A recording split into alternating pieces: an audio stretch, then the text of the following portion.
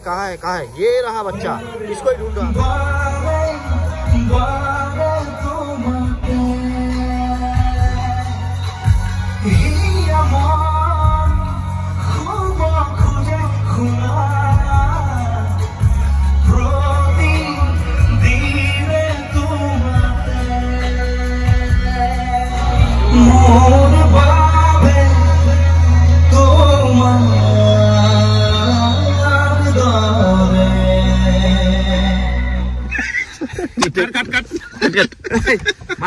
हाँ ये रहा ना। So hello guys, welcome back to my channel. আমি শুভজিৎ চলে এসেছি আপনাদের সাথে একটা নতুন ভিডিও নিয়ে। তো আজকে আমরা চলে যাচ্ছি একটা স্পেশাল মোমেন্ট এনজয় করতে। তো আমি আছি, সম্পূর্ণ আছে পেছনে আমাদের সদাদা আর স্পেশাল বেদুপদ্দা। তো চলুন কথা না বাড়িয়ে চলি সেই জায়গায়। তো চলো লেটস স্টার্ট।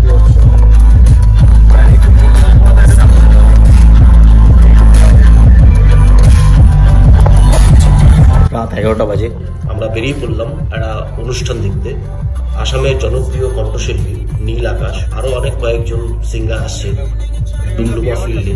তো প্রোগ্রামটা অর্গানাইজ করেছিল আসো। তো আমরা বেরিয়ে পড়লাম সেই প্রোগ্রাম দেখার উদ্দেশ্যে।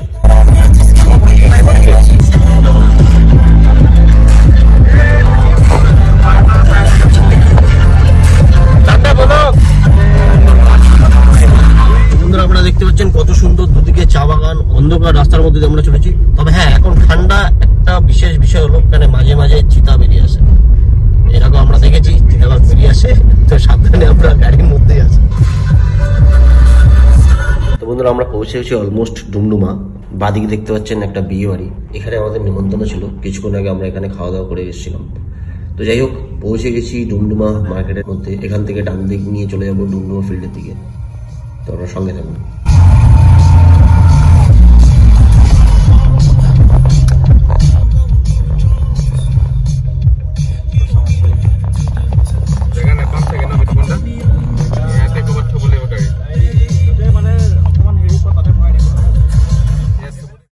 চলে এসেছি সেই জায়গায় আমরা যাবো। ওই যে আপনারা দেখছেন রাস্তার দুধারেই টোটালি ব্লক, কোথাও গাড়ি রাখার জায়গা পাচ্ছিলাম। যাই হোক, কোনো একটা জায়গা দেখে গাড়িটাকে পার্ক করা হলো এবং আমরা সবাই হাঁটতে হাঁটতে চললাম ডুমডুমা ফিল্ডের দিকে। এই আমরা ডুমডুমা ফিল্ডে এন্টার করছি। আপনারা দেখতে পাচ্ছেন মেন গেটটাকে কত সুন্দর সাজিয়েছে। আর এই যে আমরা এন্টার করে গেলাম ফিল্ডের মধ্যে। এখনো প্রোগ্রাম শুরু হয়নি, এখন কিছু অনুষ্ঠানের পুরস্কার বিতরণী পর্ব চলছে। তো যাই হোক, আমরা একটু মেলায় প্রাঙ্গণটা ঘুরে নিই। বাদিকে কত সুন্দর শহীদ বেদি তৈরি করেছে, সেখানটা একটুখানি সিনেমেটিক শট নিয়ে নিই, আপনারা সেটা একটু দেখে নিন। তারপর আমরা মেন প্রোগ্রামের দিকে যাব এবং মাঠে কিছু এনজয়মেন্ট করবো।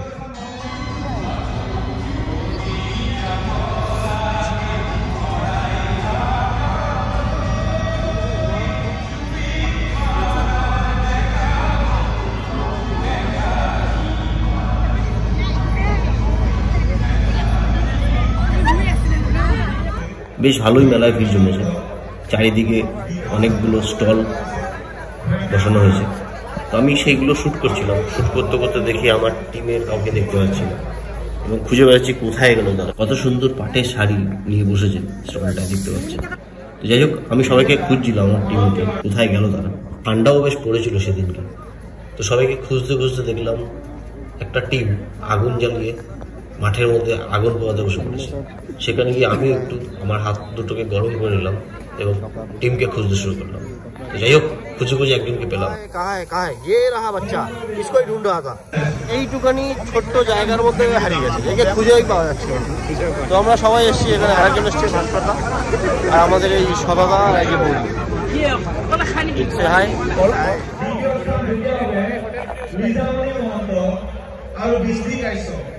ये क्या है? ये कपड़ा है, ये ऑर्नामेंट है, ये अपना दिगी है। अच्छा, বহু অপেক্ষার পর প্রোগ্রাম শুরু হতে চলেছে, যার জন্য এখানে আসা। তো চলুন সবাই মিলে আমরা একটু স্টেজের কাছে চলে যাই। প্রোগ্রাম শুরু হবে, নীল আকাশ প্রথমে স্টেজে উঠবে। তো যাই হোক, তার গান আমরা শুনবো।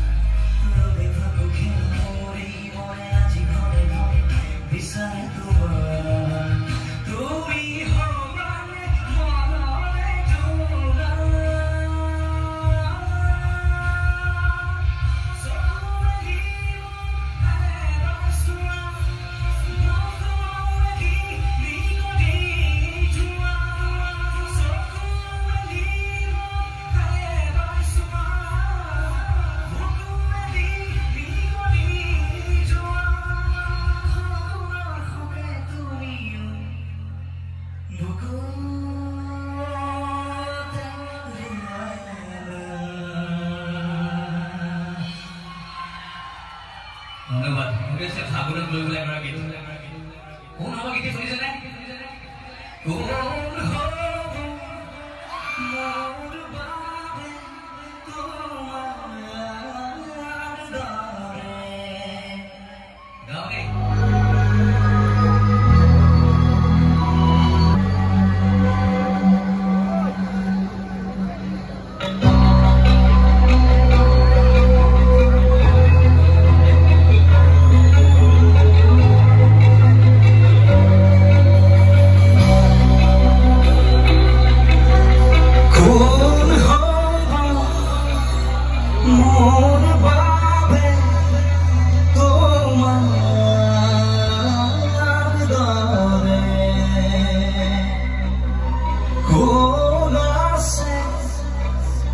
মোৰ বাবে তোমাৰ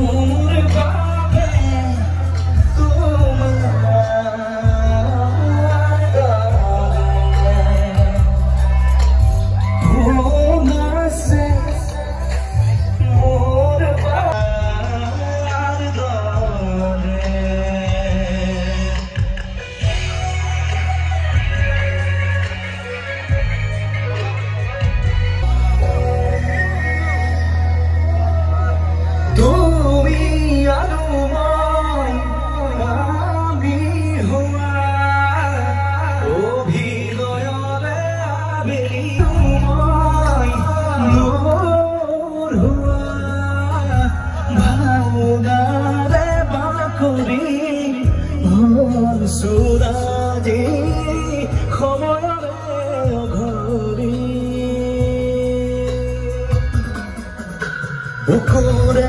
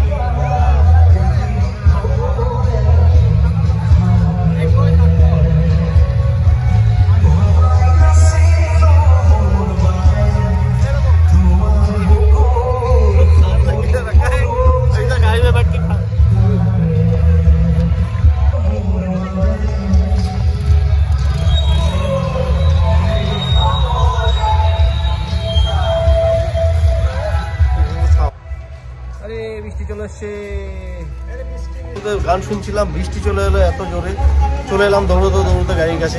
তো কি আর করা যাবে, গানের মধ্যে গান তো ঠিকই আছে, কিন্তু বৃষ্টিতে ভিজলাম, কিন্তু বৃষ্টিটা ভিজলে অসুবিধা আছে, ঠান্ডা লেগে যাবে, আরো প্রবলেম।